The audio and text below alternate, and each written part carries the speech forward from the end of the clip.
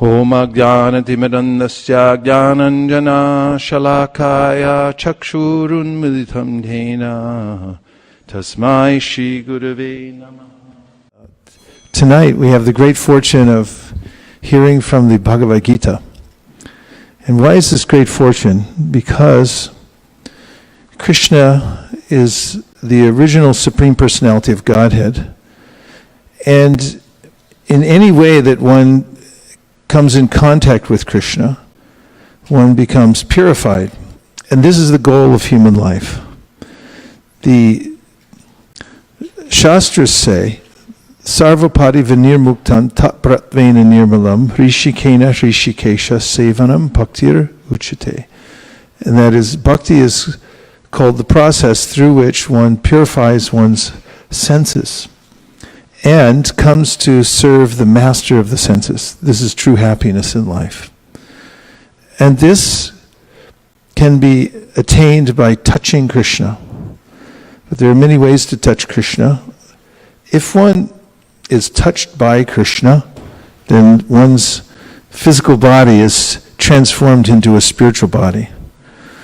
We can literally touch Krishna in various ways. One of the ways that we can touch him is through worshipping the deity, because there's no difference between Krishna and his transcendental form, especially when that form is worshipped according to the process that is authorized by Krishna himself. God is all-powerful, therefore he reserves the right to reveal himself to his parts and parcels. And he does so in his own way. One of the ways he does it is through the archana padati, or his daily worship, in the form of, that is, he instructs us how to worship him daily through worshiping his form, attending the form of Krishna. And another way that we touch Krishna is through his holy name.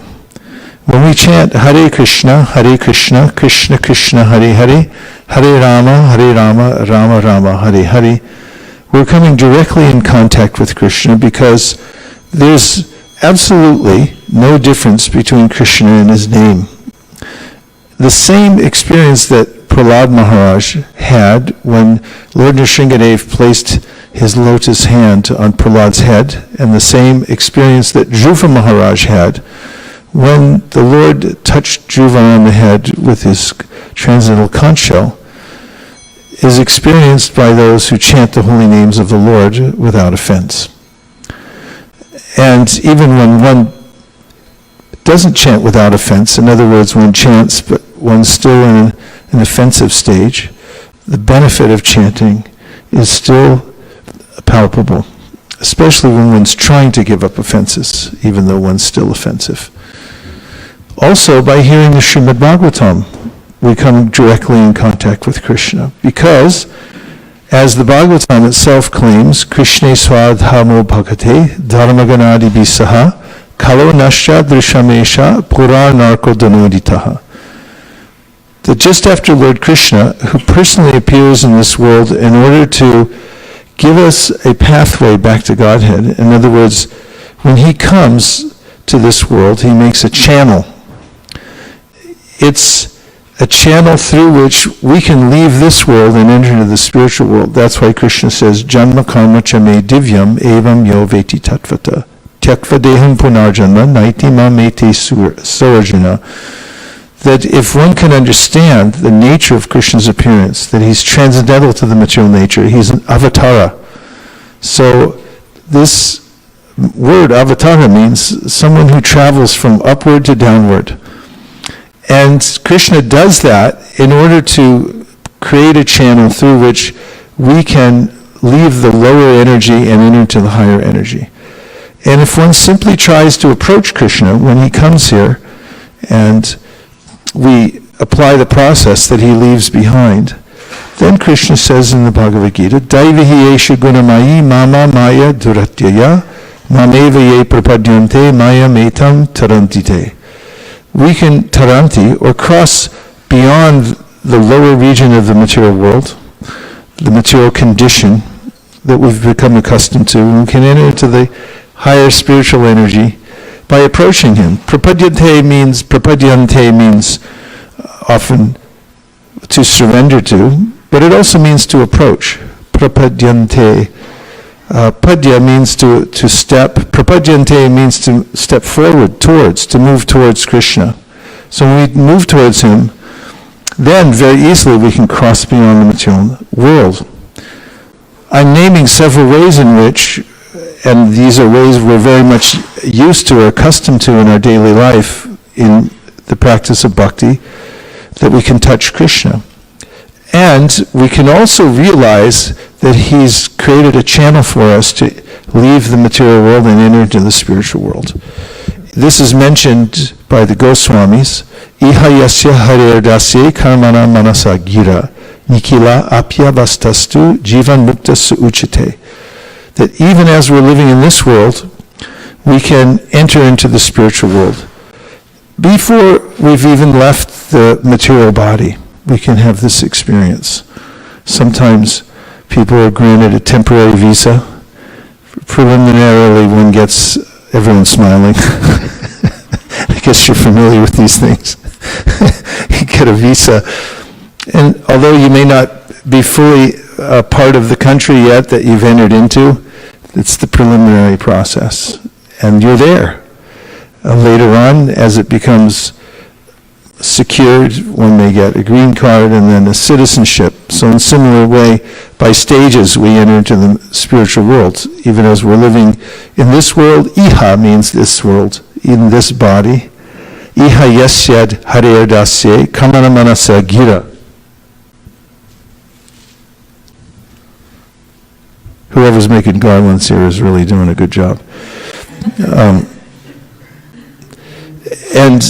And by the process, the processes that I just described, using one's senses, one's speech, iha yasya harada, karmana, one's activity, you can use your work, karmana, manasa, your mind, engage your mind in thinking of Krishna, manasa, gira, your words.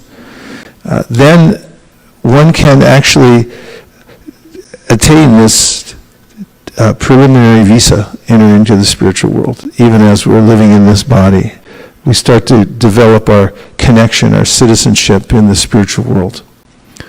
So the process of bhakti is especially potent in this way because it is the best way in which to approach Krishna, and to be directly in contact with him. And even for the neophyte, for the beginner, the experience is palpable.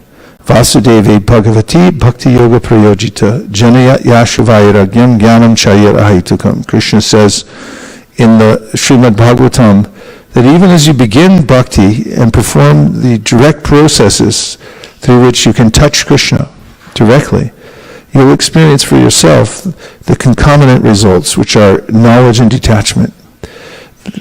And similarly, the Srimad Bhagavatam further describes bhakti parishanu bhavu viraktir anyata traishatrika eka kala.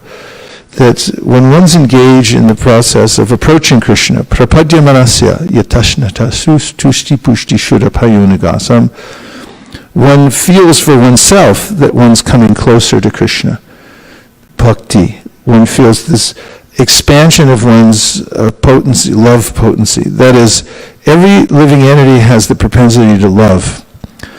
And when we project that love into the material world, it's as if we're stifling it because, well, let me give you an example from the Japanese language. It's actually borrowed from Chinese because the Japanese live so close to China, they borrowed their language. And they've taken the pictographs, otherwise known as kanjis, that describe various phrases or words or concepts. And one of them in Japanese, komaru, which means trouble, is the picture of a tree in a box. Trees don't like to be in boxes, especially if they're enclosed, because they want to expand. So this means trouble. And in a similar way, when our love is confined to the material world, we love not actually other living entities or God, but what our imaginations tell us that person is. Of course, it changes, and then we fall out of love. and our love becomes frustrated here. However, when we love Krishna, Srila Prabhupada points out in the Nectar of Devotion, it's like shining a beam of light out into the universe. Theoretically, it expands unlimitedly, right? You see the beam of light, it's going like this. And how far can it go? Well, billions of miles. And theoretically, of course, the light's powerful enough, it'll continue to expand outwardly. So when our loving propensity is directed towards Krishna, then it continues to expand, and our happiness expands, because happiness comes from love. It comes from reposing our love in the object of love that can reciprocate and can accept our love properly. So bhakti means that we'll experience that for ourselves. As we give ourselves to the process of bhakti, we'll actually feel more whole. We'll actually feel happy. And then anubhava means we'll directly experience the presence of God within all things. As Krishna says to Brahma in the beginning of the universe, Anvaya vyetarekyabhyam yatsat sarvata sarvada. I'm everywhere, I'm within everything, and you should search me out in all times, in all places, in all circumstances. And for the bhakti yogi, even the neophyte who begins the process of bhakti, he or she experiences the presence of Krishna within everything, experiences Krishna's mercy, and sees how Krishna is directing from within.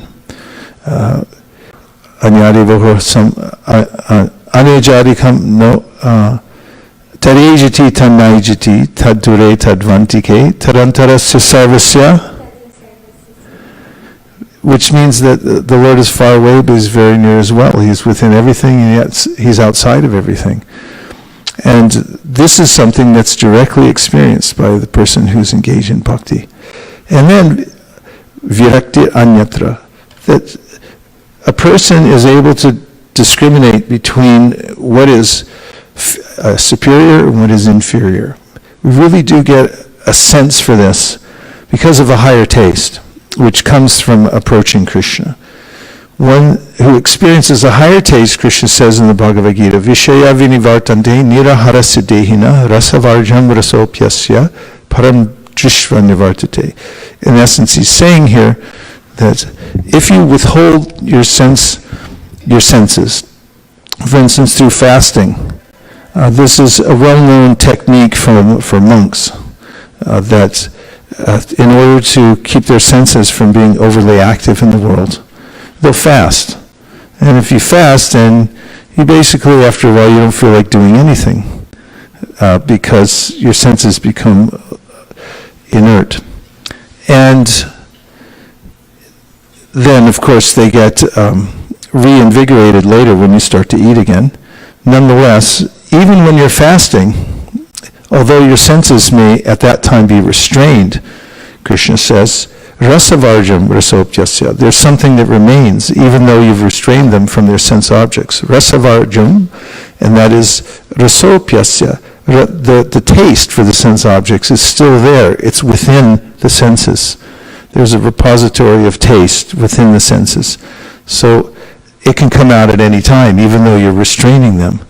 But he says, when you experience something higher, then you're no longer interested in the lower taste. This is the true test that one's making spiritual advancement. And you can see this for yourself.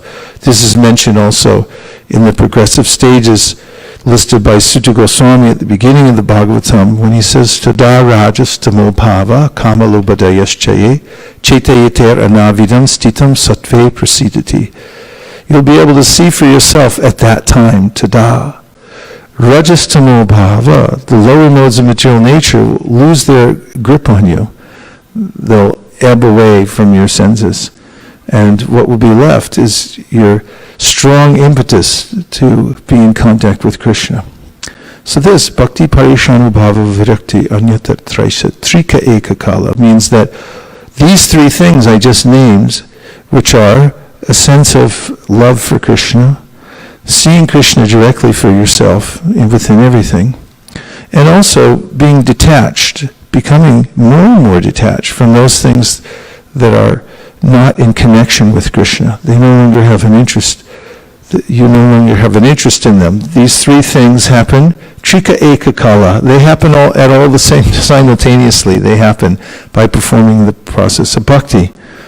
And then, of course, he gives the example, and is well known, that just in the same way as when you're hungry and you eat food, you become nourished, satisfied, and your hunger goes away.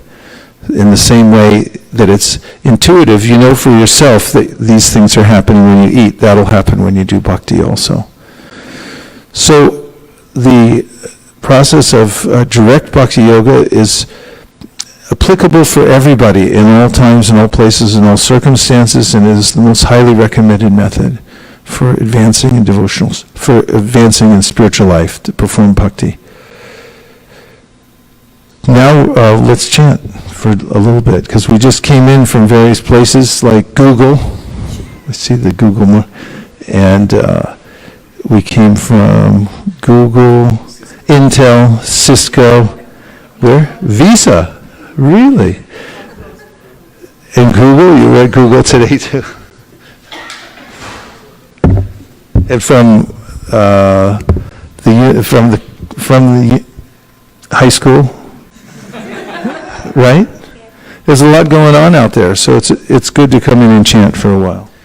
We're looking at the verse in the second chapter of the Gita, number 62, that begins, Dhyayato Vishayan Pungat Sanjayati Kama Kamat Krodho Bijayate. So the first word, Dhyayataha, which means while contemplating. Dhyayataha, while contemplating. Please look up the word contemplating. So there are people who are known as contemplatives. They spend their time contemplating, but it has in that context, it really means they're looking inwardly. They're contemplating the meaning of life and so forth. We're contemplators by nature, because that's what conscious living entities do. Here's the meaning of contemplation. It's a word which means to look thoughtfully for a long time at something. Well, that sounds like TV. Only not so thoughtfully. I mean, there are ways in which our mind is carried away, and these couple of verses that we're looking at tonight describe the ways in which the mind can be carried away. One of the ways is that the senses by nature are out there. They're part of the world in a sense, because they have a mind of their own.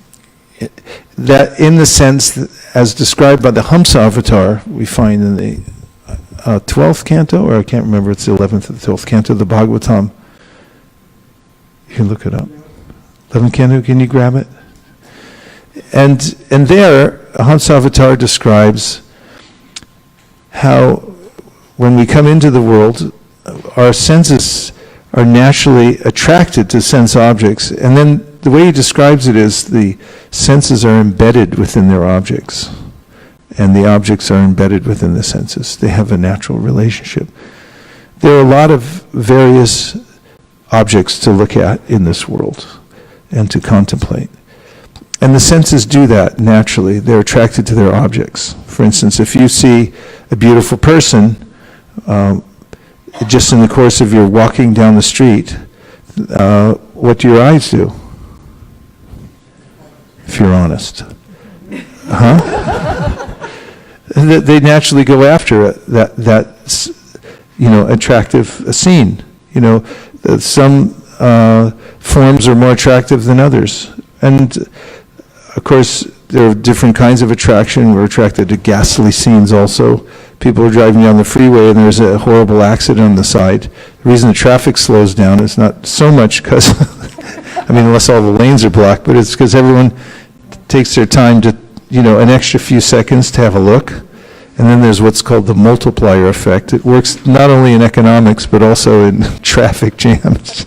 It adds up over time. Pretty soon you're an hour late. Because everyone's got to take a look. We're interested in thank you, Mr. Pundit. We look around and we see things in this world. Yeah, okay. The Hansa Avatar answers questions. So it's in this section. Can you see that particular purport? Is that what you turned me to? It is. So contemplation again, Shraddha, means? Sorry, she's also trying to search for that specific place, and I'm bringing her back to the contemplate. Yes? It also means to think about. No, do the first one again. Okay, look thoughtfully for a long time. To look thoughtfully for a long time. At something. At something. And the next one is think about. Think about. Think profoundly and at length. That is meditate. Think profoundly and at length. And then also have in mind as a probable, though not a certain intention. For example, she was contemplating a gold mining venture. Okay, so you have some intention in mind by looking at something. You're thinking, maybe there's something in it for me. And the origin? Yes, please. The origin is late 16th century from Latin, contemplat, which means surveyed, observed, or contemplated. From the verb contemplare, which is based on templum, which is a place for observation.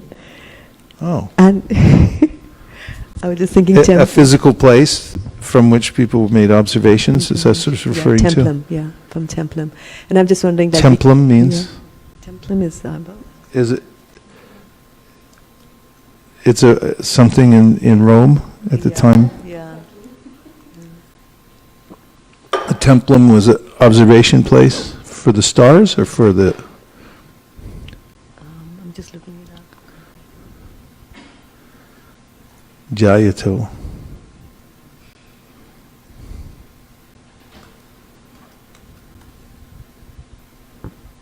Anything? Okay. In any case, we get the basic idea, that it comes from a Latin word, and there was a physical place somewhere in Rome, a part of Roman society, where people would observe something. And it's come to mean when one looks at things thoughtfully with some intention. And we do that. We look around, yes. So templum is actually a temple, a shrine, or a sacred place. A temple, a shrine of a sacred place. An open area, especially for augury. For what? Augury. And I'm looking up augury now. Augury. Okay. So augury is a divination based on the appearance and behavior of animals, or an omen or prediction. Okay. Yeah, Yeah, like they you were had saying, such an things in observation. Rome at that time, the divinations. They would go to, in fact, they would do sacrifices at that time in the temples to various gods. And then there were these kind of priests, they would pull the entrails out from the animals. And then they would look at them, and according to the configuration of the entrails, they would be able to tell the future and say, things are going to be like this or like that. Thank you. And so that was an area in which they did things like that. You can see the origin of the word. So to study something, to examine it, to look at it, and according to our value system, which is really based on the modes of nature we've acquired in this world, we'll find certain things more interesting than others. And we find this, especially I'll point to the 17th chapter of the Bhagavad Gita. At the very beginning of the 17th chapter, Krishna describes how it is, because Arjuna's inquiry in text number 1, what is the situation of those who do not follow the principles of scriptures but worship according to their own imagination? Are they in goodness and passion or ignorance? And Krishna says, according to the modes of nature acquired by the embodied soul, one's faith can be of 3 kinds, in goodness, in passion, or in ignorance. Now hear about this. And in 3, he says, O son of Bharata, according to one's existence under the various modes of nature, one evolves a particular kind of faith. The living being is said to be of a particular faith according to the modes he has acquired. So when we acquire various modes, how do you do that? Acquire modes. By how? Okay, use the mic. By associating with those particular modes of nature. Prove it. If I'm engaged. Sanskrit. Like Purusha Prakriti Stohi.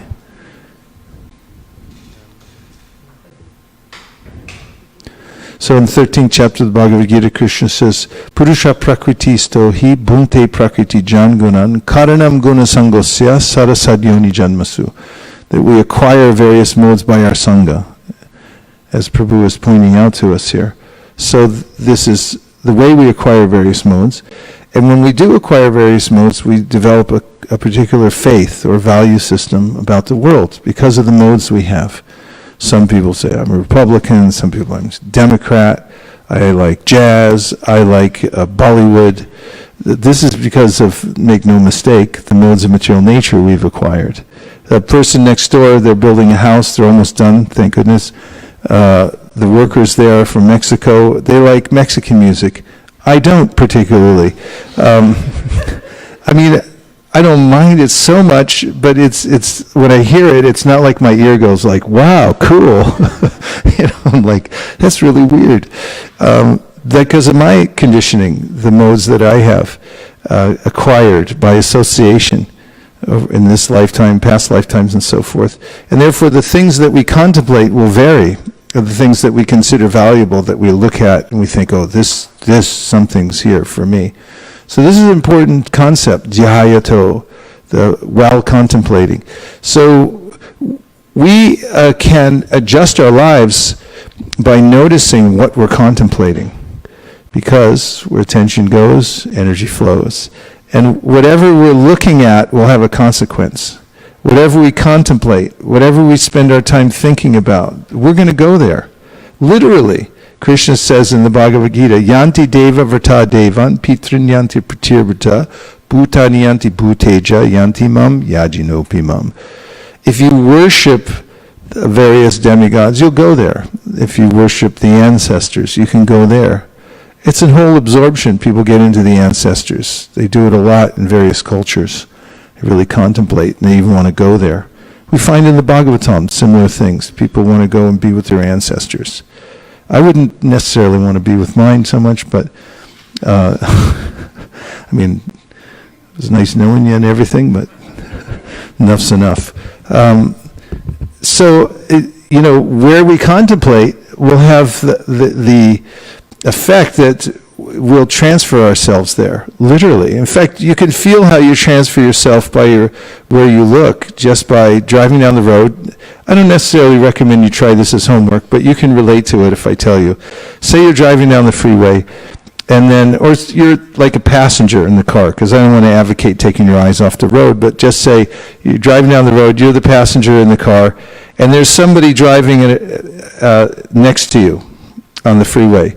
What if you look over and you start looking at them like this in the car? What'll happen? They'll turn and say, get out of here. Get out of my car, basically they're saying, what are you doing in my car? All you're doing is looking, but you actually go in there. That's why they freak out so much, is like, you have no right to come in here. And how did you do it? You just looked over there. So our glance is very powerful. Just as Krishna's glance is powerful, ours isn't just as Krishna's unlimited, and ours is limited, but there's a very similar effect. When Krishna glances over the material world as Mahavishnu, the whole thing starts up. The energy starts. And the living entities start to interact with the material nature and so forth. The time element is started in the material world and so forth. So dhyayato is very important. So now Krishna is saying in this particular verse, dhyayato vishayan is the second word. So vishayan means sense objects. So we describe the sense objects, and let me see what we've got here, just as a description. The sages headed by Sanaka said, O Lord, people's minds are naturally attracted to material sense objects, and similarly the sense objects in the form of desire enter within the mind. Oh, yes, 11, 13, 17. 11, 13, 17. With special kudos to our pundits in the front row who found it, headed by Mukharvinda. The sages headed by Sanaka said, O Lord, people's minds are naturally attracted to material sense objects. And similarly, the sense objects in the form of desire enter within the mind. Therefore, how can a person who desires liberation, who desires to cross over activities of sense gratification, destroy this mutual relationship between the sense objects and the mind? Please explain this to us. Do you find that fascinating? I find it really fascinating. It explains a lot, too. Because for yogis, those who are doing this dharanam, this is one of the aspects of Ashtanga. Dharanam means hold on. It means once you've brought your senses under control, then hold on to them. Don't let them run, because they'll take off on you if you're not careful. And so, why is it that they're so attracted to various sense objects? It's good to know. And also not to blame yourself so much that, why can't I control my senses? One of the most frequently asked questions people bring is that, well, I try to chant, but my mind takes off on me. Duh. I mean, that's what happens. That's what the mind does. It's there in all the Shastras. The mind goes. It takes off. The Yoga Sutra says this is the whole issue. The mind is controlled by vrittis.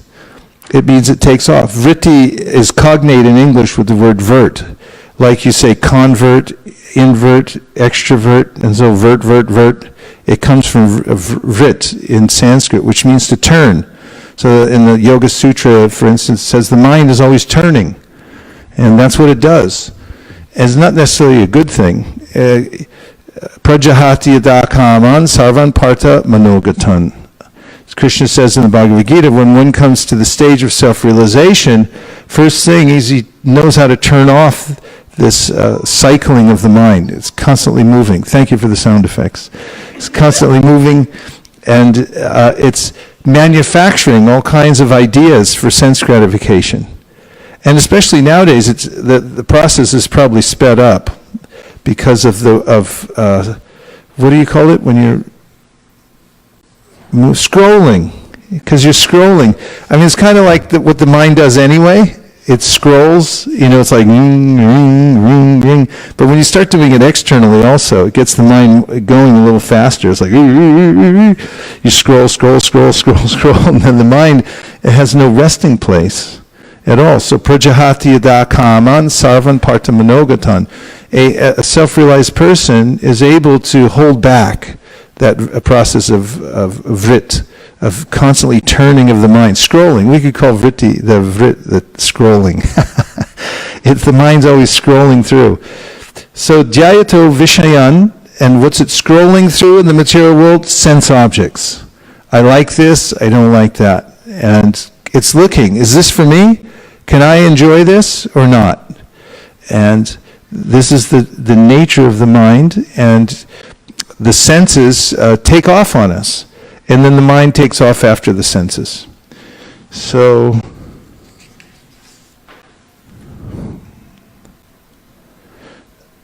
that's good. That's a nice verse. So, dhyayato vishayan pumsa. So, pumsa means of a person. So this is dhyayato vishayan pumsa, of a person who's contemplating the senses. So that could be anybody. Sangha, attachment. So literally this means that it becomes part of you, attachment. Because a sangha is, an anga means a part, and sa-anga means it becomes one of your parts. Just like your hand is a part of your body, it's an anga. And similarly, when you look now at the various sense objects, sangha, you develop a sangha. Like, okay, now that's me.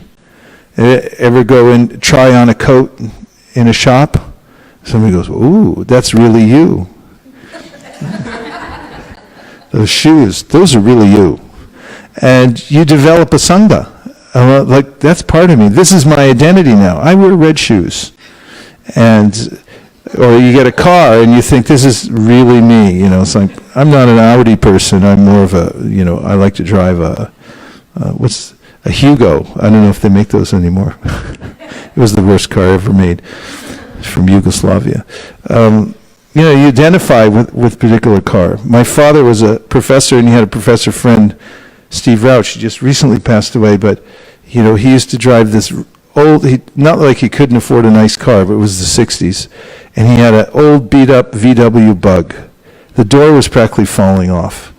And it was kind of like a professor look, you know, a beat-up old car. He was a psychologist, and he'd drive around, and it was kind of a look, you know, he dressed in a certain way, he drive a certain kind of car.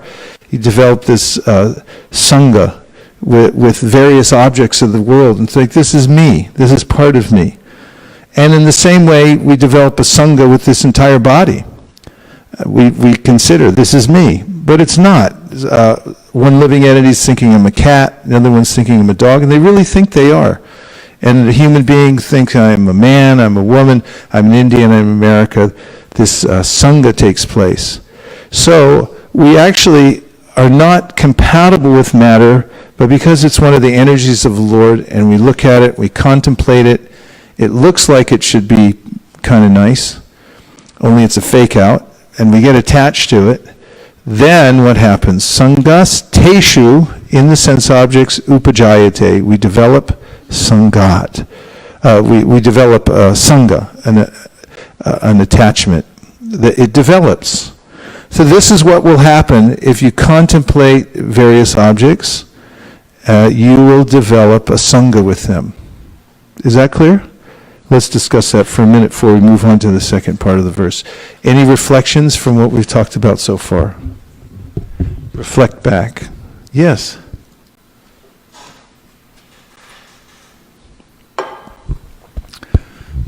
Hare Krishna, Guru Maharaj. I like the very first point you mentioned, that the true progress, like true spiritual progress, can be measured by, you know, how much taste you are losing towards sense gratification. How much taste what? You are losing towards sense gratification. So yes. like naturally it... You should be able to see that for yourself. You'll observe the fact that the sense objects don't have as much sway on you. And this is a miracle, because people try all kinds of ways to become detached from the material worlds, artificially even. That's why people like intoxication. Take intoxication, and for a little while, they're like, I really don't care about anything. It's, you know, no big deal to me. Hey, you just cut off your toe. Who cares? You know, it's kind of an artificial detachment from the world. But it comes back again. And to actually give it up, it's very attractive, actually. Those who are not attached to the external world. It's a great opulence to be able to have that. And it comes from transferring one's attention to Krishna. You develop this mystic power. This is the greatest of all mystic powers, to be able to detach oneself from gross sense gratification. I was walking down the street the other day, forget where I was. Oh, I know where it was. It was at the BART station when we got back from distributing books. There were a bunch of kids getting off. I guess they were shopping or whatever. They were with their family. You know, kids talking together. And one of them was saying to the other, as they were jostling each other and goofing around, said, "Oh, that's gross." Have you ever heard that? Gross. Try it. That's really gross. Gross, what does gross mean? We used to say it all the time when we were kids. I remember growing up, that was a popular word, gross. Kids say it nowadays in high school? Gross? Now listen what it means, actually. Still trending. Yeah. So gross is an adjective, especially of wrongdoing, very obvious and unacceptable, blatant. And then gross, other meaning also, like without deduction of tax or other contributions like that. It also means very rude or coarse, vulgar. unattractively large or bloated. What was the one before that? Very rude or coarse. Rude or coarse, yeah. Vulgar. Rude or coarse. The material energy in general is rude or coarse from the perspective of the subtle living entity. As Krishna describes in the 13th chapter of the Bhagavad Gita, we're very subtle, and we actually never really mix with the material energy. But when we observe it, you see things and you're like, oh, that's gross. The material body's gross. I mean, if you squish your finger or something like that, it's like, oh, gross. Stuff's coming out of it. I mean, there's a lot of ways that it's gross. We try to conjure some image that it's actually nice or beautiful or anything like that, but that's a mental construct, because we're trying to see the world the way it really isn't. We're seeing it in a different way. We say, oh, that's really nice, but it's gross. So we notice these things because we're subtle. If we weren't subtler, we wouldn't say gross. We wouldn't notice it. We'd say, oh, that's subtle. That's sublime. So when we come in contact with the sublime and we become more refined, we start to notice the grossness of the material world. I'll give you a temporary example. If you ever fast, or if you fast like Ekadashi or something like that, maybe you've had this experience, but it happens to me all the time. I fast for a day, and then the next day I look at food and I go like, do I really have to eat anymore? I mean, it's so troublesome, actually, in a way. I mean, not that I don't like to eat. I do, but there's this subtlety I notice that I'll look at the food and I'll go like, oh God, it's got weight and size, and do I have to deal with it even? And people who leave their bodies temporarily, they flatline. They leave their body, they hover above the body for a little while. This happens, it's documented. And then it wasn't their time, so they come back in the body, they're revived. They come back. Satyadev Prabhu was telling me about this. Since then I looked it up, there's lots of documentation. And people will recount what happened when they were in that condition. And so many of them say, oh, I felt light and subtle, and I looked down at the body and I was thinking, I don't want to come back in there. Because we're really, the body is gross, and we're not. We're subtle. So we develop, as subtle living entities, a sangha with this gross material energy by looking at it and contemplating it. And there's this misunderstanding that actually it's for me, and that I can be compatible with it. So when I look at it, I develop this connection with it. So upajayate, that develops over time, and that's our problem. So this problem is described in the Bhagavatam. Bhayam dvitiya binibesha tasyad ishad apetasya viparya yosmriti. The Bhagavatam says, that's Kavi Yogendra says that this, or is it Kavi? Kavi Yogendra says that when you develop this connection with the material energy, and you start projecting that this is me. So he calls this dvitiya. You've developed a second existence that isn't real. You're actually the observer, but you think that you're the observed. In other words, you look in the mirror and you think, I'm this body. But you're not. You're the observer, the person who's looking out and seeing the body. You're the subject, not the object. And when this happens, he said, then you become fearful. Your life becomes full of fear and anxiety because you're connected with something that won't hold. So bhayam dvitiya abhinibeshata syad. Bhaya syad means fear arises from this mistaken misidentification. That's a double negative. So what it is we look and we mistakenly think I'm this body or I belong to the material nature. That's what causes all our problems, in case you wanted to know. Then ishad apetasya viparyo smriti. We get in a reverse mentality. Our real eternal identity is that we're admirers of the original divine source of our life, Krishna, the Supreme Personality of Godhead.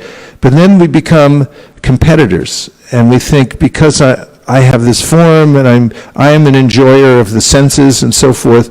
We get in a reversed condition of life, and I think that I'm the center, I'm the source of everything. And then we're in a competitive mode with the Supreme. And we come up with all kinds of philosophies, like there is no Supreme, or that I'll become the Supreme later, or so many other different varieties of this. And this is called Viparya Smriti. It's the wrong-headed attitude towards life. And that wrecks everything. So that's the problem. So, Jayato Vishayan Pungsa Sangas Teshu Pajayate. Other reflections about what we've talked about so far. 1, 2, 3, 4, 5. 1, 2, 3, 4, 5. Hare Krishna Guru Maharaj. Maharaj, I was just, many times this question, or maybe my thought has come to my mind. How my mind is always the problematic, it's the root cause of all the problems, I think. So I wonder, like, if there is any way I could just switch it to one direction and remain in like that only, always, in full consciousness. Is it possible to do? Yeah, it is, but it takes practice. So, we want to do it instantly, but because of thinking in one way for many lifetimes, we really do have some scars or impressions that we have to dissolve over time. And we have to transfer gradually from one position to the next. So Krishna says in the 12th chapter of the Bhagavad Gita that the ideal situation is just always think of me. The only way you can do that is if you have a sense of love. When you love somebody, it doesn't matter what else is happening around you, you'll be thinking of that person. And you won't even notice the external circumstances, whether they're good or bad, because internally you're actually meditating on that person. And this is the pinnacle of bhakti, when you have this much love for Krishna that you can't help thinking of him. In fact, it's described by Vishwanath Chakravarti Thakur at the different stages of thinking of Krishna. There's ruchi, and after ruchi there's asakti, which means attachment. In ruchi, there's the way in which the nectar starts to flow, because you have a taste for thinking of Krishna. And so, in that situation, it's very easy for you to bring your mind away from material things and think of Krishna. And then when you go to the next level, which is called asakti, what's it called? Then, when it's very difficult for you to think of material things at all because your mind's always attached to Krishna. So you actually have to pry your mind away from thinking of Krishna in order to apply it to straightforward dealings in the material world, he describes. So these are psychological states that relate to the advancement of Krishna consciousness, and they're very real. In the beginning, we may not have this, therefore Krishna says, since you may not have this automatic attraction for Krishna out of love, and it hasn't awakened fully in you yet, he said, then practice the tenets of bhakti yoga. So we come to the temple. I saw one gentleman here when he first came in, and he was sitting just looking at the deities. And it's very nice. He's just sitting there looking. Probably his parents taught him how to do that. This is part of the culture. You come in, bow down, and just sit and look. Smell the incense, put something in the hundi, take some charnamrita and things like that. So these are the principles of vidhi bhakti, practicing. So you have to practice. And how much do you have to practice? A lot. You have to practice a lot and for a long time before the mind will start to oh, that was pretty nice. If you have you have an incident where you're practicing bhakti because of the rules. The Shastra says, do this. So you go okay, I don't want to do it, because the mind's like a little brat. It's how about we do this? You go, no, I don't want to do it. That's the mind. And then through buddhi, through your intelligence, you go no, I read the Shastra and I know this is good for us. Yeah, I don't want to. But you do it anyway. And then somehow or other along the line, it almost seems like a free gift. You get this experience wow, that was really nice. Even, just a fleeting little touch with some sublimity where you feel I really heard Krishna's name that time. I felt something. That is the most valuable thing you can get in life. And by practicing bhakti, then you start to get these little impressions that this is really something sweet. And gradually over time, when we practice the tenets of Vidhi Bhakti, we start to get attached and we start to develop this love. So then Krishna says, if you can't practice this Vidhi Bhakti, because some people aren't as fortunate that they can even do any kind of Vidhi Bhakti, he said, then just work. But consider your work to be for Krishna. And how do you do that? Not just by mental speculation. You actually have to give away the result of your work. At least some of it. You have to pry it out of your hands. Like, I don't want to give it. It's like, you have to. It's like, all right.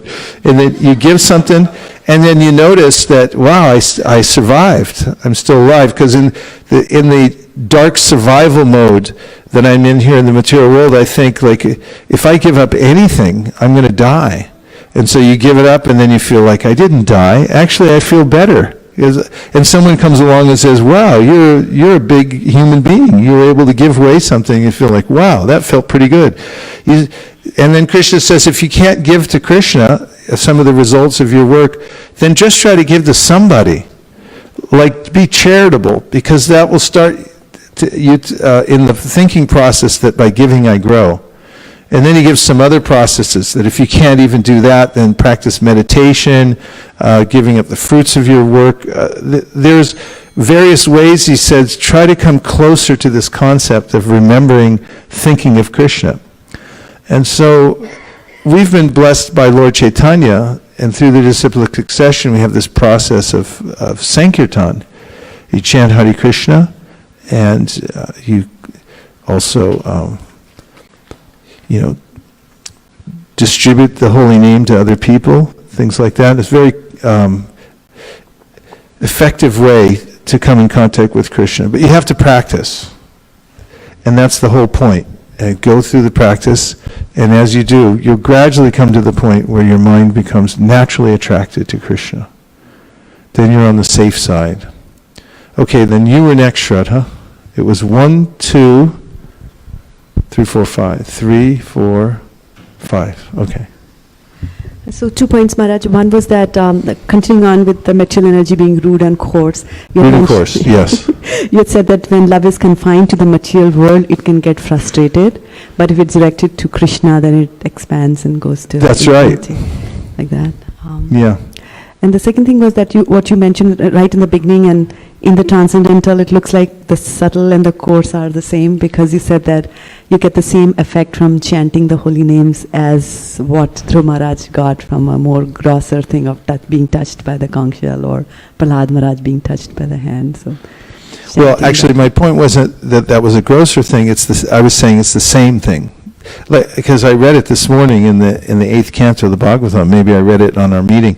But what Prabhupada was saying is there's no difference between Lord Nrsingadev placing his lotus hand on Prahlad's head, and Dhruva Maharaj, Prishnigarbha, placing his conch shell on Dhruva Maharaj's head, and us touching the deity, or even hearing and chanting about Krishna. There's no difference. And if you go on doing that, you'll find that you're inextricably being purified. Why? Because you're touching Krishna. So go on touching Krishna, and there are these 9 processes of practice, and out of 64 items of specific detailed practice that you can perform, 5 are particularly important. But if you make sure that you're coming in contact with Krishna every day through these processes, it's inevitable that you'll become purified by the touch. Thank you so much. Nice points. Okay, 1, 2, 3, 4, 5. Who is next? Hare Krishna Maharaj, I was going to say that on the Sangha part of the object, when you look at an object, and it happens to me all the time, I start contemplating, even to the extent, okay, how am I going to use the object? So, and the mind is always drawn towards that, and just more and more get attracted towards it. Sometimes we go for the shopping, we look at anything, maybe a jacket, and you start thinking, okay, how does it look on me? And sometimes we go to a dressing room also to put it on. So Yeah. how the mind gets absorbed in the object. Yeah. And did you ever get it home and then everyone goes like, that looks terrible? What were you thinking? Yeah, and it's material world's uncomfortable. Nothing ever comes out just quite the way we thought it would. And so we get attached to these things that are gross, and they cause us some consternation, to say the least. Okay, that was 1, 2, 3, 4, 5. You're 4. You're 4. Go ahead. Hare Krishna Maharaj. Hare Krishna. I like the point you mentioned about that our glance is also powerful. Yes. And Krishna's glance is powerful, and our glance is also powerful. And the example you gave of driving on the freeway, and if someone looks in somebody else's car, and then that person just says, "Get out of my car," that really drove home the point. So it was very nice. Yeah, I mean, you could do it anywhere. But you're just walking along the street. If you look at somebody, they're like, "What?" You actually go there through your glance. Hare Krishna Maharaj. 5. Yes. It's a quick note. After she read the definition of growth, and it was the word rude was used in there. While I was in Italy, I asked somebody, I'm like, because I wanted to apologize for something that I'd done, and I wanted to know how to say, "Oh, I've been rude," and he was like, "That doesn't actually translate. The only word that they use that translates for that is mal-educated." Like you're poorly educated. So I just thought that was an interesting point to bring in for gross. Yeah. You're not well educated. You're not acquainted with the various categories of energy properly. When we have sambandha gyan, we understand each category of energy. There are various categories mentioned in the Shastra. For instance, the Vishnu Purana says, Vishnu Shakti Para Prokta, Kshetra Gyakya Tatapara, Avidya Karma Samgyanya, Tritiya Shakti Rishite. So it names 3 categories of energies. There's the spiritual energy, then there's the external energy, and then there's the marginal energy. And you have to know which is which. This is knowledge.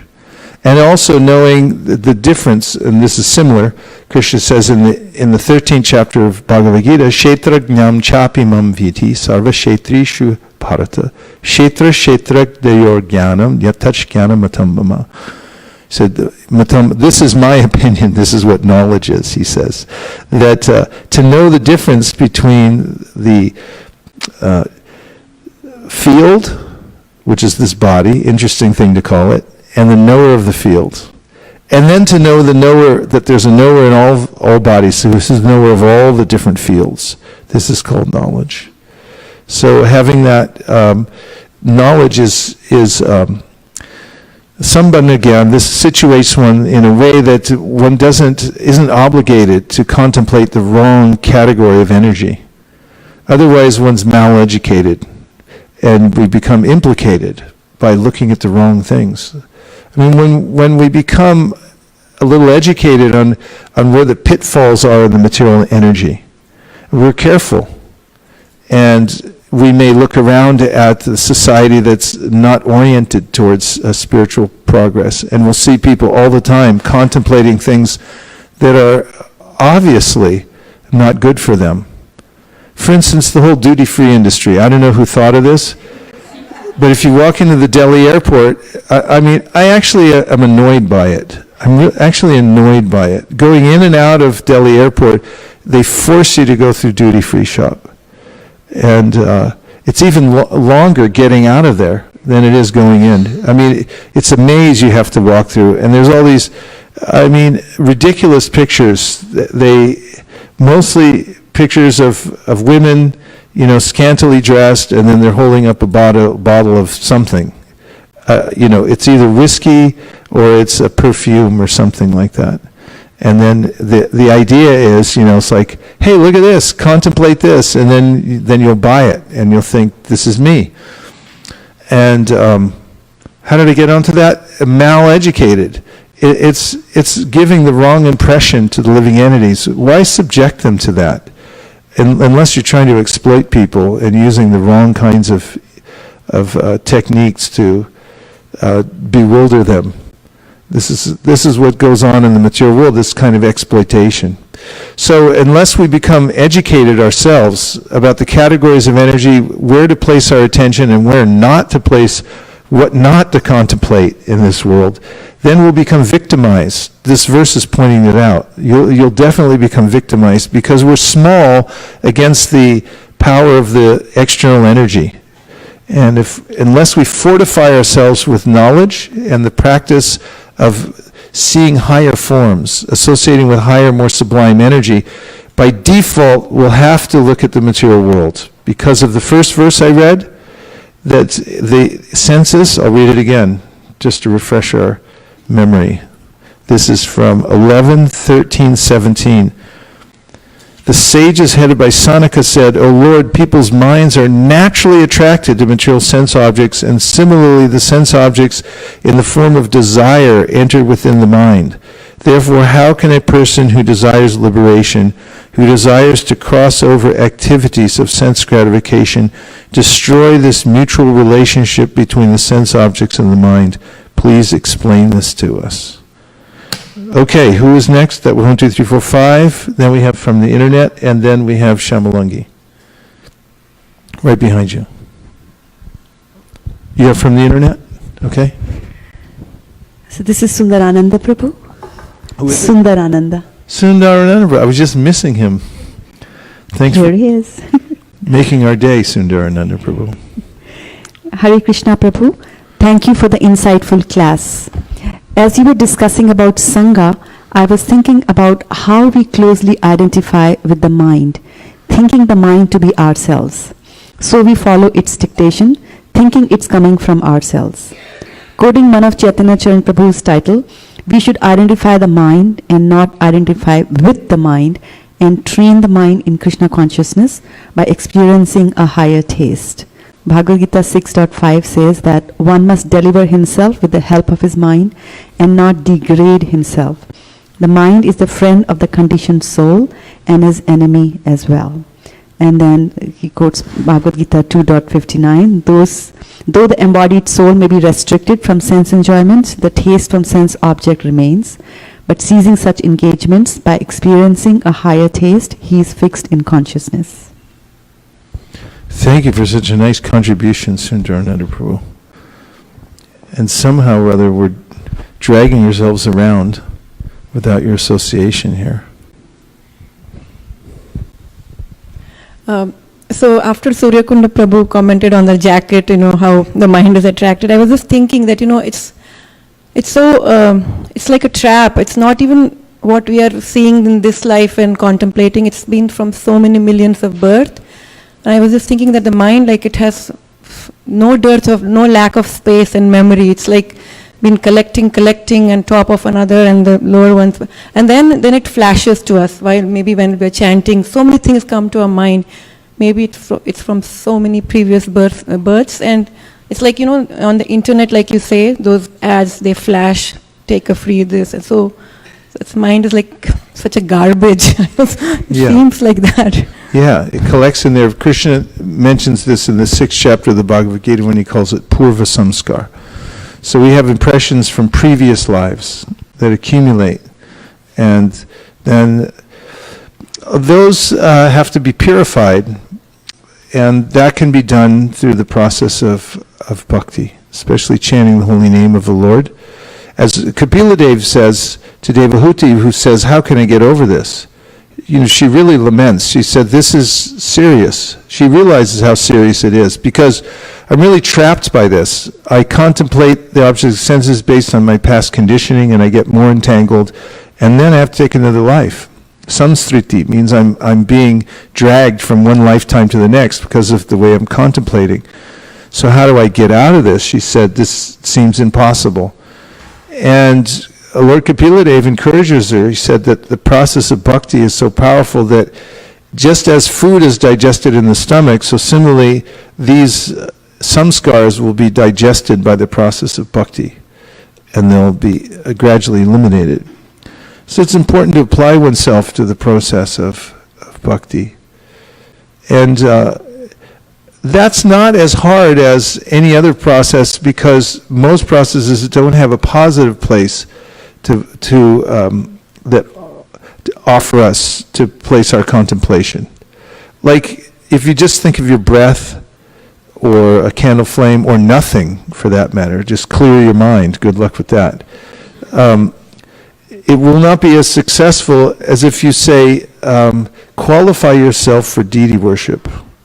Come to the position where you can take diksha and then get involved in deity worship. Addressing your deities.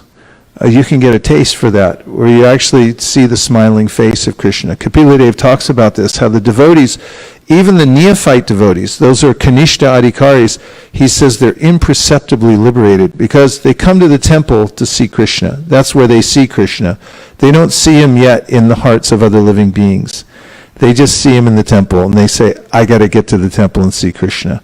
So they actually relish coming in, and when they walk in, they ring the bell, and then they offer obeisances, and they smell the incense. And the incense goes in, and they go, like, God, that's nice. That's a relief. And then they see Krishna, and he's decorated in a beautiful way. His form is beautiful. Everything about him is sublime. And then they think, oh, this is nice. And at that point, they're imperceptibly liberated from the material energy. That's how powerful bhakti is. What to speak of those who develop the propensity for devotional service, and then they qualify themselves to do deity worship. You know, if you go on the altar late at night to put the Lord to rest, make him a little hot milk, put him in his bed. I mean, it's charming. You take the deity and you put him in his bed, you put pajamas on and stuff like that. You go to bed thinking like, wow, I feel happy. You actually have, your contemplation is naturally there towards Krishna, because bhakti is very personal, and you can develop this sense of affection for the deity. So this is a very practical way in which the whole population can become oriented towards contemplating those spiritual objects, specifically the form of Krishna and things in relationship with Krishna, that are very beautiful and sublime. That's why Prabhupada emphasized also cultural conquest. He wanted art, and he wanted beautiful dramas. And when you go into a drama about Krishna, you just sit there and watch, like, this is fun. Like when I was growing up in school, whenever we had a movie, which was a rare thing back then because you had to actually bring in the projector and they had film and the whole thing, that was like the biggest coup you could have, because you didn't have to sit there and listen to the boring teacher talk. You could just watch a movie. It was like fun. And bhakti's like that all the time, because you get to have singing, dancing, and seeing beautiful things, music, plays, and all this is very favorable for transferring one's attention to Krishna. And if you like literature, you're really lucky, because bhakti has a lot of literature. That if you like to read, then you're really in luck, because you can start reading all these books and hearing. I mean, the Mahabharata was specifically written to catch our attention. And then within that, you've got Bhagavad Gita to give us a straight dose of philosophy. People are so averse to it in the age of Kali Yuga, so Vyasadeva said, okay, give them some stories. You need the Puranas to teach you by hearing allegories and all kinds of stories and things like that. Did you did yours? Okay, 1, 2. Yesterday I read a thought for the day from His Holiness Lokanath Swami's quotes, and it mentioned one becomes attached and entangled simply by contemplating. Yes. Much to the point. Become attached by contemplating. Yeah. So Maharaj, to your point, as you mentioned, the duty-free shops, the way they design to trap the people, I see our natural propensity to me is, even if we identify something which we like, we naturally go there. So, but even in the shopping case, especially in the Costco, it's interesting how they design the things. So the most frequently used item, which you really want to pick and get out, they actually shift intentionally by design, so that you look around where it is, and by the time you look around, you see 100 other things, and you went to buy only one item, you end up buying 100. So it's I was really surprised why they are doing it. Then I asked the question. They said we do it by design. So just to add to They let you in complication on of the secret, huh? the complication over complications. We want to Yeah. keep it simple. I want to grab that stuff and get out, but then you're stuck by design. Yeah. The whole material world is compared to a forest of enjoyment in the 5th canto of the Bhagavatam, a forest of material enjoyment. It becomes entangling. It's just related to how you said that the process of bhakti is so powerful that it will digest the samskaras that we have developed. So I always think that this question whether I'm going backward or forward in Krishna consciousness, but one positive thing that I noticed is every year we go for this Harinam, the contemplation would be like, because when I came from India and I saw all these sale during the Thanksgiving and so many things you get for half the price, the mind used to contemplate on when you would go there, what time you will go, what you'll buy. So even when I go to Harinams, previously many years, I used to contemplate, when will this Harinam be over? So I can which shop and all I can go on the way before I come home. But then this time I came from Harinam and I was very grateful to Krishna that not even a single thought was there. And that was so relieving because it was so painful that so much money, so much anxiety, so much I have to make plans. But I was really thankful to Krishna to take that desire away from my heart that I could just go to Harinam and come back. It's very encouraging. So if one notices these things, that you think, oh, this is Krishna's mercy, that he's helping me in these ways. And it's such a great relief to not have an obligation to the material world. Of course, we do our duty, and we go through whatever we have to do at the different stages of our life to maintain ourselves externally, but internally we become more and more used to depending on Krishna for the outcome for all these things. And also, tena tyaktena bunjita. It's considering this verse today is people come in the material world, they get overheated. They start thinking, I have to enjoy this. And it's a lot of trouble to maintain a big government system that controls big areas of land, like the United States. You know, once you claim something is yours, it's like we claim this group of islands, they're ours. Even if you're not even going to go there, now you have to protect them in case somebody else is going to come in and take it over. And all your energy, your resources start going towards protecting it.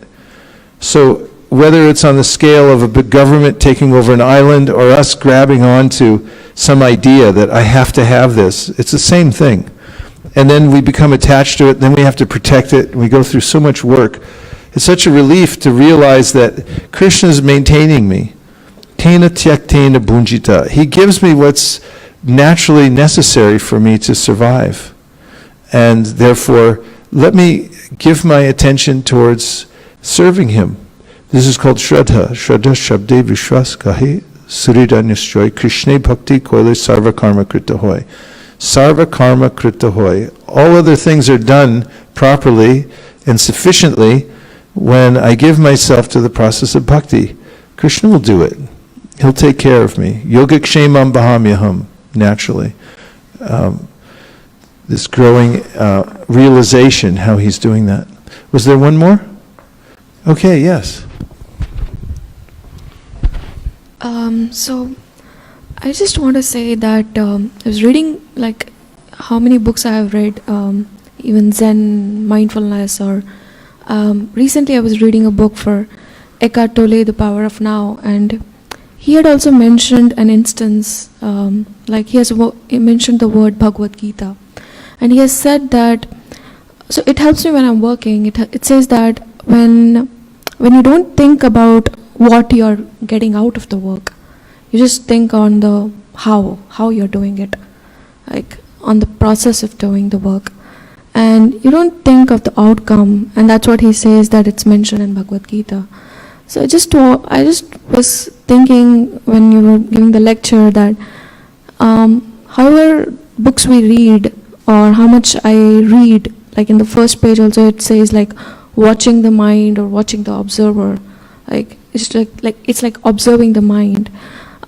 It never helps you when you chant, and once you do that chanting for half an hour or meditate, like I did with Mataji once, I don't know her name, and that kind of helps you out and you just get out of your mind. Like it just helps you clean your mental thoughts which were there from the day. Yeah, just wanted to say. Yeah, very important points you make. Thank you so much. First of all, this idea that Krishna propagates throughout the Bhagavad Gita, essentialized in the verse karmanye varikaraste mapalishu kadachana, the karma pala hetu bur mate sangostu karmani. He says you have a right to perform your prescribed duties because we have a certain psychophysiological nature and we're going to work in the world because we're active living beings and we have certain obligations to fulfill. And so he said you have a right to do that kind of work. Karma nye varikaraste mapalishu kadachana. And he says, but so don't be attached to not doing your work. And he said also, don't be attached to the result of your work. But don't think I can stop work and not do it.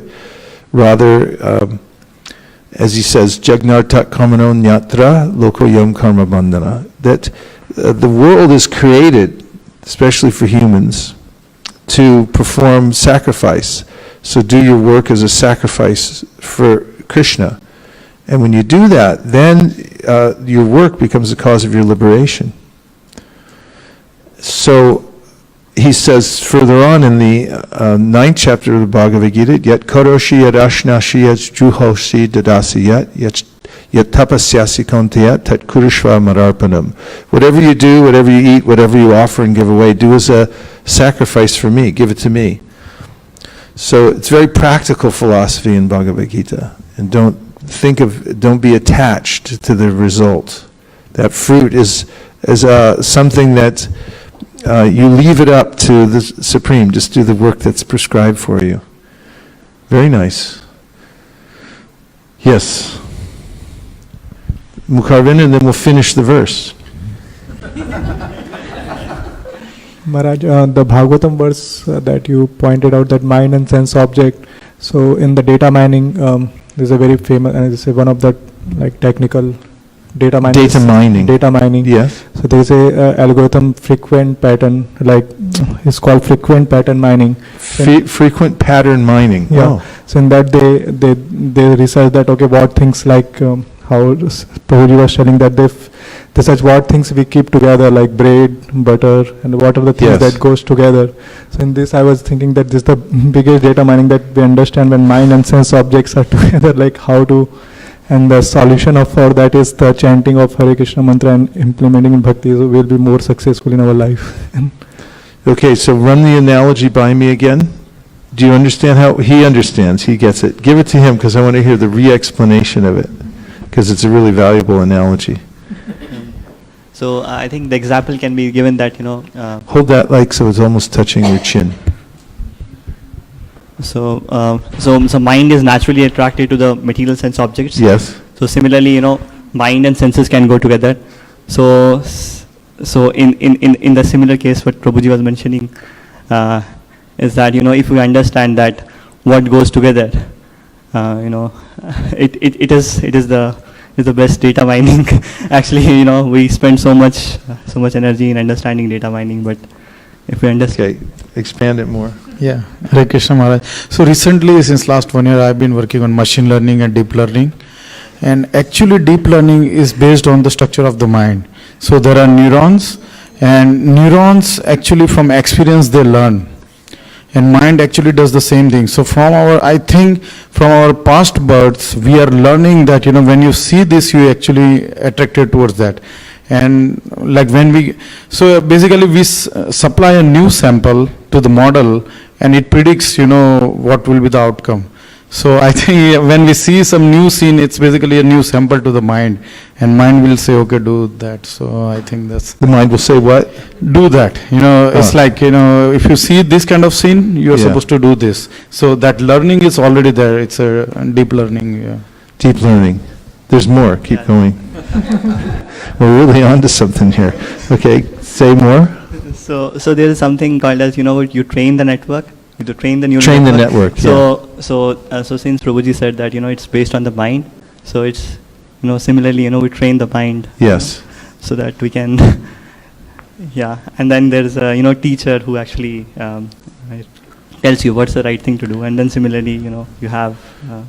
this contemplation, and then you own it. It's very similar to, I don't know what it's called, but when you click on anything on the internet, then it comes back.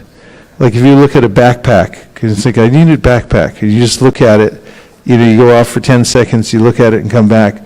For the next year, whatever page you go to, like backpack, backpack, backpack, backpack. How about this one? How about that one? This is the one you looked at. You still like it? How about in blue, And that's a design that mimics the way the mind works, isn't it? It's a sort of deep learning that has been transferred into the realm of commerce, because the mind works like that anyway. You contemplate the object, and then it comes back to you. You think, I'm not interested anymore. But then the next day it comes back, hi, I'm back. Or what to speak if you engage with it? Because if you engage the sense and the sense objects, and you get some stimulation there's an experience in the mind. And then you might think, I'm walking away now. It's like, there was a lyric from a song, Tom Petty said, you can walk away, but it's not over. You walk away, but it comes back. It's like, hi, I'm back. It's like, hey, I walked away from you yesterday. That's all right, I'm still back, So you have to be aware of the fact that we're in an environment that's really engineered like that. It's super engineered, and it's to teach us a lesson. One realization I've had is the way in which these anartas are deeply ingrained. You may practice bhakti for some years, and then you'll notice, wow, tip of the iceberg. There's anartas that go very deep, and they're extremely difficult to get rid of. And then you can understand that, first of all, don't mix it up with the material world, because you're going to add to that. But the other thing is, it's actually Krishna's mercy that they're so indelible, because ultimately the only way to rid oneself of anartas is to completely surrender to Krishna. And once one realizes that it's actually impossible for me to remove these in any kind of artificial way, the only way that I can really get rid of it is to give myself to Krishna completely and say, Krishna, I can't do this. I'm not powerful enough. I've got so much debt in the material world, and the anartas are so deep as the ocean, that I leave it to you. And that's why Krishna says ultimately in the Gita, Sarva Dharman Parityaja, Mamekam Sharanam Braja, Aham Tvang Sarva Papebhyo Mukshayishami Masuchaha. If you really want to walk away from the material world and engage in bhakti, surrender to me completely. Just give up. Okay, so Shraddha, last one, and then we'll go back to the verse. I didn't even know what time it is, so there's no more clock in here. It's like in Las Vegas, they took all the clocks out, so you can just gamble all night. So we can just hear and chant. It's like, sorry, I didn't know what time it was. There's no clock. We couldn't stop. So Maharaj, I'm still on the bread and butter. Bread and butter. Example, like when you think bread, then you will most likely think butter Yes. as well, and people use that gainfully to their advantage when they'll stock the bread or display the bread. They'll put the butter also next to it for better sale.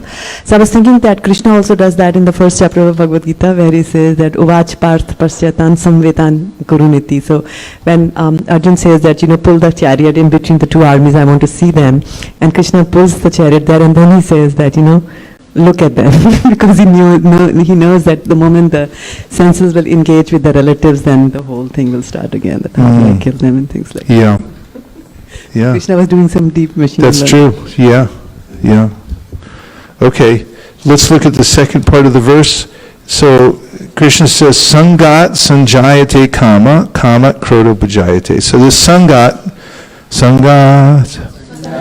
from attachment, sanjayate, develops, kamaha, desire, kamat, from desire, krodha, anger, abhijayate, becomes manifest.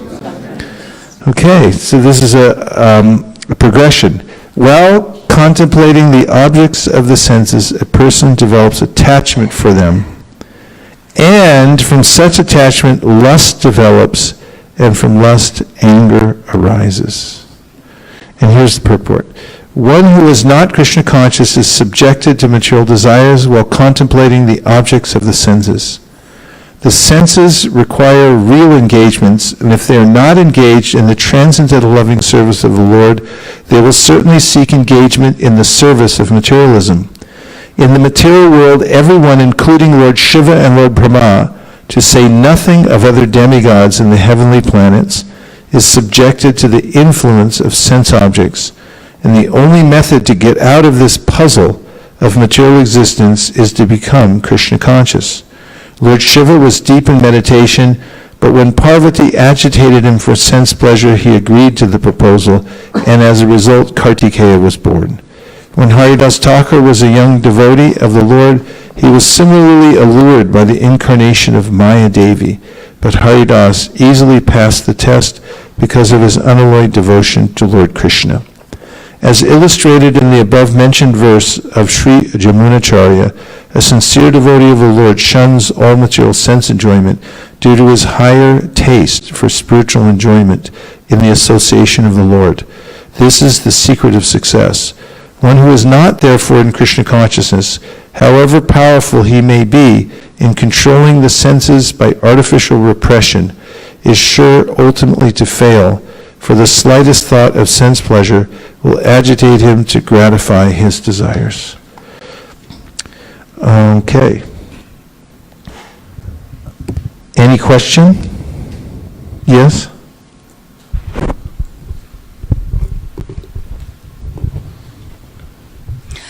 How is it that Lord Shiva and Brahma, who are so exalted, and we also even say that Vaishnavanam Yata Shambhu, but it feels so discouraging to know that they are subject to this distraction.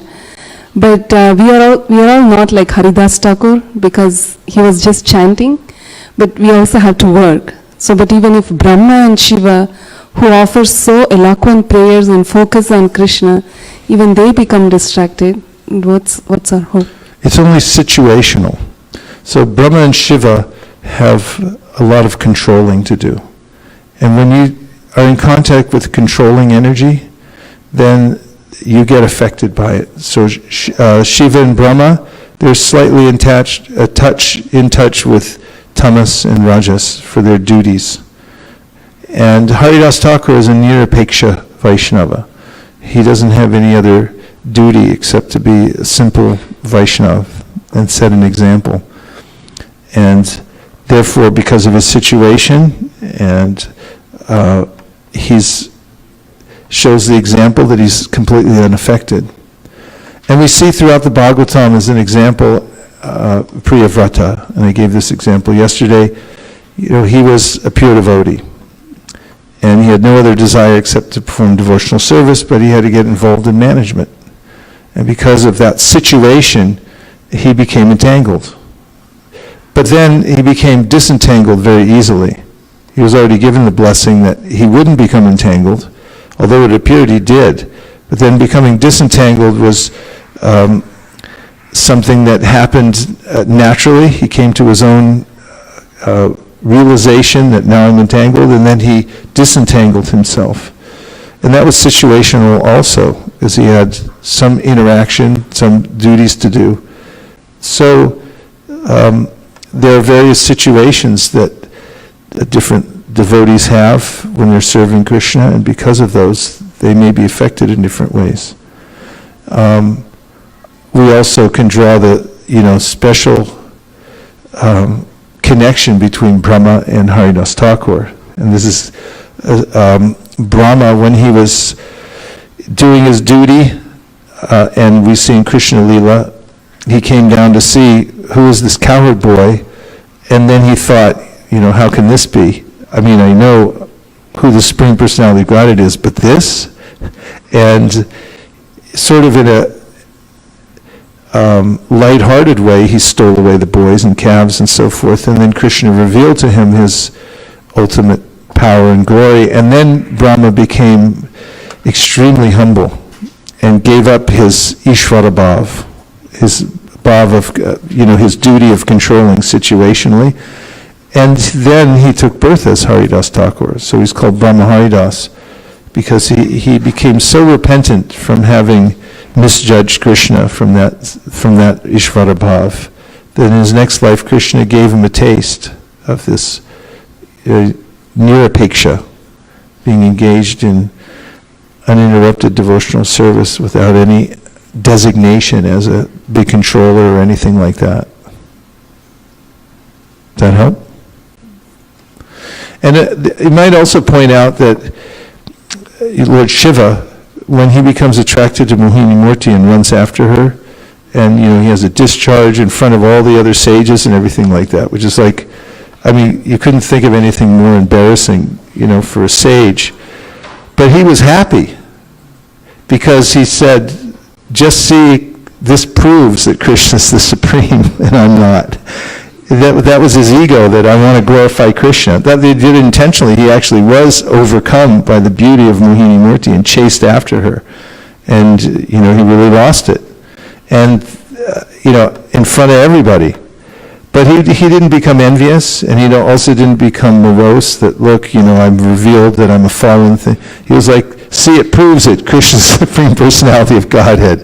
And he became happy to say, see how powerful he is? That even me, Shiva, I'm overcome by his power. So these things are nuances that are explained in the Bhagavatam in different ways. Does that help? Okay. Just one question. A follow-up. Yes, a follow-up. See, I understand how Haridas Thakur was like that, and Shiva, and it's situational. But what is the one thing that will make us, who are still beginners, to be immune? Of course, we will fall down, get up, like that. But how do we prolong the? Is that possible only to prolong? Well, first of all, you shouldn't be discouraged, because even the demigods say, I'd like to be a human in Bhumandala. It's actually the most advantageous position, because we're pretty lowly creatures. And we're just humans. And people say it all the time, you're just human. But a couple things. It says in the 11th canto, Krishna likes humans. So cheer up, Krishna likes you. So that's one thing. The other thing is, in the middle, I've said this many times, but it bears repeating, that the situation we're in now is really good, because we're in the middle of the universe. It's not heavenly. Demigods, they get carried away because they have so much. We don't get so carried away. It's kind of a struggle for us here. Yes? Yes. Oh, good. And in that struggle, we kind of take shelter of Krishna, and we can perform yajna here. We can actually dedicate most of our time and energy and resources to yajna, and then we become happy. Jagnartak kamano nyatra. And this is proven several times in the Bhagavatam, where demigods, it's in the 5th canto and 11th canto, where the demigods are praying to take birth here, so that they can take more advantage of just being unremarkable living entities who just surrender to Krishna. Really, we're designed just to take shelter of Krishna, and you're not expected to do much more, because we can't. We don't have much power. Controlling things, like even running a little community or thinking how to build something, it's like, it boggles the mind. Unless, there's a few super people around, they can build a big skyscraper, but who cares anyway? It's just tiny, it gets knocked over with the next earthquake. There's not a lot that humans can do.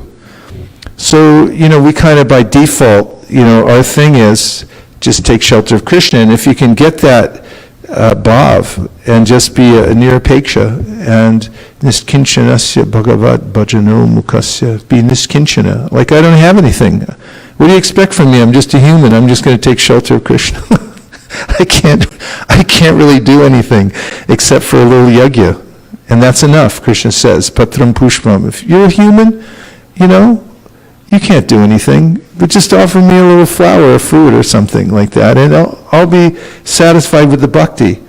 But demigods, they're like, God, you could create a universe. It's really hard to resist that. You wake up in the middle of the night, I'm going to create something.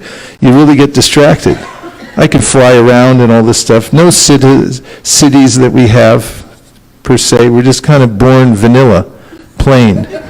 Simple human beings. Krishna likes that. It's like, okay, you're human, do some simple bhakti and you'll be satisfied. No extra strain involved. So it's very optimistic. It's better. You're in the best position, actually. Couldn't be better. Yes. Hare Krishna, Guru Maharaj. Hare Krishna. I had a question on how do you offer the results to Krishna? Does it mean that I don't have to worry about the results but just do my best, or do I start with the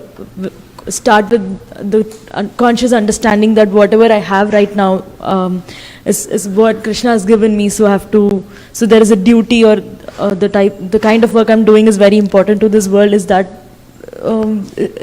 how I offer my results? Yeah, well, both things are there. The acharyas say when you're doing your work, you should think, this is work assigned to me by Krishna, and therefore I'm doing it for him.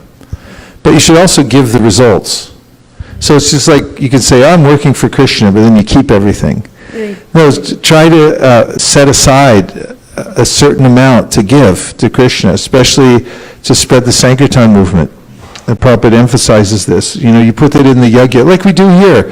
This is a good situation at ISV because we have all these yajnas where everyone can donate. We have something to donate too that actually you have faith in it because you see it happening right in front of you. The money's not getting wasted. It's already allotted. They're already crying for more money, because we got so many books to distribute, right? And if you study it a little bit, you can find out what's the best kind of sacrifice you can do. Krishna says in the Gita, sacrifice of knowledge and giving knowledge to other people. It's better than any other kind of sacrifice, really. And so when you do that, and then you're lined up, and you say, okay, I earned $1,000. I'll give 5. No, I'll give 4. Or 350, the mind's going like, and then, somehow or other, you're able to pry away some of it, and whatever percentage it is, and you give that physically. That represents your hard work. It's just paper, one way or another. You're signing over some paper, it's a few digits online, but it represents the hard work you put in. So that's tangible. You can actually hand it over, and when you do that, then you'll be connected in that way. This karma yoga, to be able to do like that, and then also that helps you to think like, I'm doing this for Krishna, so I'm giving, some of my income, so that helps. Yeah, if you do it mentally, then you have to eat mentally too. One of my godbrothers taught me that. We were walking around Vrindavan one day doing the parikram many years ago, and he said, that's a desire tree over there. I want to walk. It was way out of the way, It's like, I'm in a hurry. I want to get back for Guru Puja and stuff like that. And I said, I'll just go around it mentally. And he goes, that's fine, as long as when we get back for prasadam, you eat mentally too. I'm going to look at my watch because there's no more clock on the wall. Okay, any more questions? So we should not contemplate on the objects of our senses. Well, right? we have to contemplate because it's our nature. But if you get engaged in yajna, which means that your life is centered around service to your spiritual master in the disciplic succession, you have a bona fide service to do. Then when you start looking at the world, you think of it in terms of how you contemplate it, but you're contemplating like, how could I use this to please Krishna? So, people, they drive around, like say if you drive from here to LA and you take Route 101, You could drive through and you see these little hamlets along the coast and you think, hey, what if I lived there, you know? I'd wake up, see the ocean, I'd be all happy, and I'd see a whale, and then it's so romantic, and blah, blah, blah. And, you're contemplating the material world, like how nice it could be, if I just lived here. And, but when you're engaged in yajna, then you look around and you go like, God, that's a good Sankirtan spot. I got to notice that. We're going to go door to door when we come back next time. And, you could say, oh, that place, that's a property. We could use that and build a temple. So we have to contemplate. You can't stop contemplating. But if you contemplate for Krishna and you're engaged enough in yajna so that everything you see, your contemplation gets absorbed in thinking like, how can I offer this to Krishna? How can I give this to my guru? Then this all becomes yajna. Brahmarpanam brahmahavir brahmagnau brahmanohutam brahmaiva tena gantavyam brahmakarma samadhina. Krishna says through connecting everything, not that you give it all up, but you use it all for the yajna. And all the material, so-called material objects that you use for yajna, they become transcendentalized. Hare Krishna. What's that? Sundarananda. Well, we definitely have to hear what Sundarananda Prabhu says. So it's from a previous topic when Gandharvika Mataji was talking about how to destroy the samskaras. So he has submitted a verse in shloka and evidence. Oh, please. Yeah. So this is from Srimad Bhagavatam, 6th canto, 1st chapter, verse number 15. Kechit kevalya bhakta, that verse. Kechit kevalaya bhaktya vasudeva parayana agam dunvanti kartsnena nihara eva bhaskara. So this one means that kechit kevalaya bhaktya, sometimes kechit kevalaya bhaktya, people engage in this one-pointed pure devotional service, vasudeva parayana, and agham dundvanti kasneya. The process of bhakti is so powerful that these anartas are like fog, but when Bhaskar comes, the sun, then the fog is easily burned off. So similarly, when the holy name and the impetus for pure devotional service appears in our heart, then these anartas are easily burned away. Hare Krishna, Hare Krishna, Krishna Krishna, Hare Hare, Hare Rama, Hare Rama, Rama Rama, Hare Hare.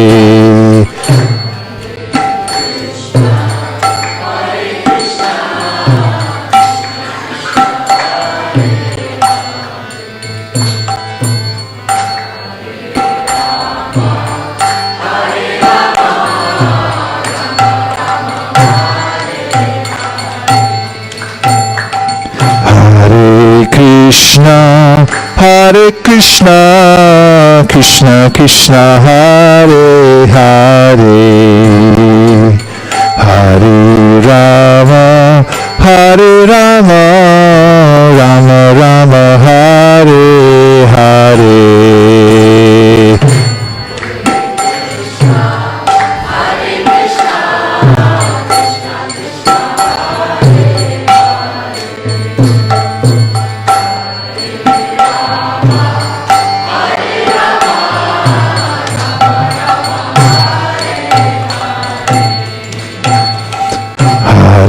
Krishna, Hare Krishna, Krishna Krishna, Hare Hare, Hare Rama, Hare Rama, Rama Rama, Hare Hare.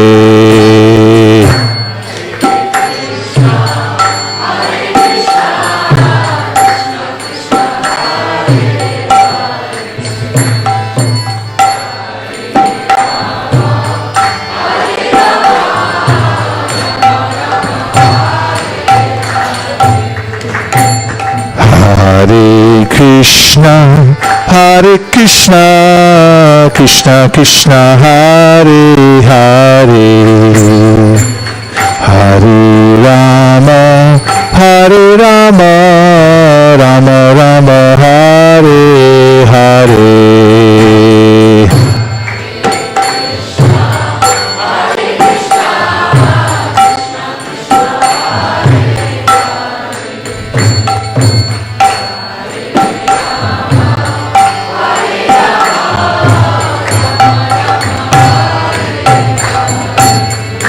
Hare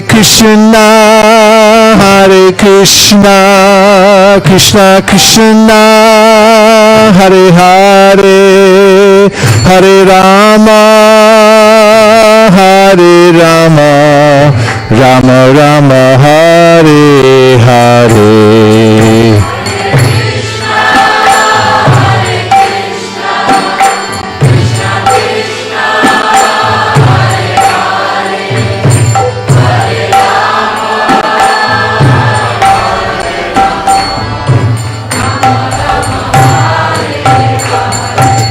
Hare Krishna,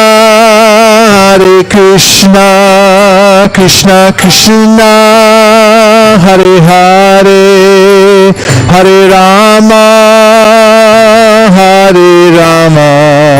Rama Rama, Hare Hare.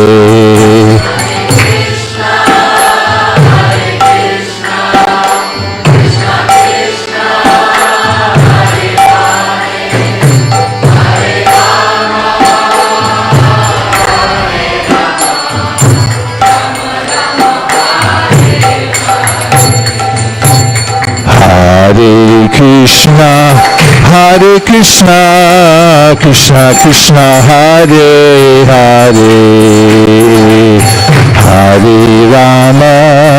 Hare Rama, Rama Rama, Hare Hare. Hare Krishna, Krishna Krishna, Hare Hare, Hare Rama, Rama Rama, Hare Hare. Hare Krishna, Krishna Krishna, Hare Hare, Hare Rama, Rama Rama, Hare Hare.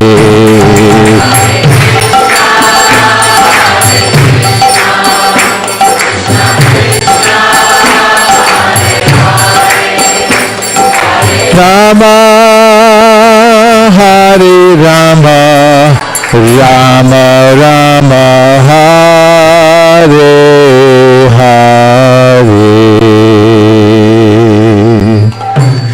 Thank you everyone for coming to listen to the Bhagavad Gita and discuss. And now we're going to have an artik ceremony. We'll clear out the asanas and everyone's free to dance. If you like, highly recommended activity, dance for Krishna. So we'll have a kirtan in Bengali. We'll sing in Bengali mostly. And then it's a beautiful song about Lord Chaitanya Mahaprabhu and his associates standing on the bank of the Ganga, how beautiful they are and how merciful, and all his associates. So we'll sing that song, and feel free to let yourself go in spiritual rapture and dance to your heart's content. Okay? Okay, 3 people said okay. Okay. Vanchakalptarusha kripasnadeva patitanam pavanibhyo Vaishnavebhyo namo namaha Nantakoti Vaishnaviniki Jai. And thanks to everybody who joined us online. Everyone please turn towards the camera and say Hare Krishna. Hare Krishna.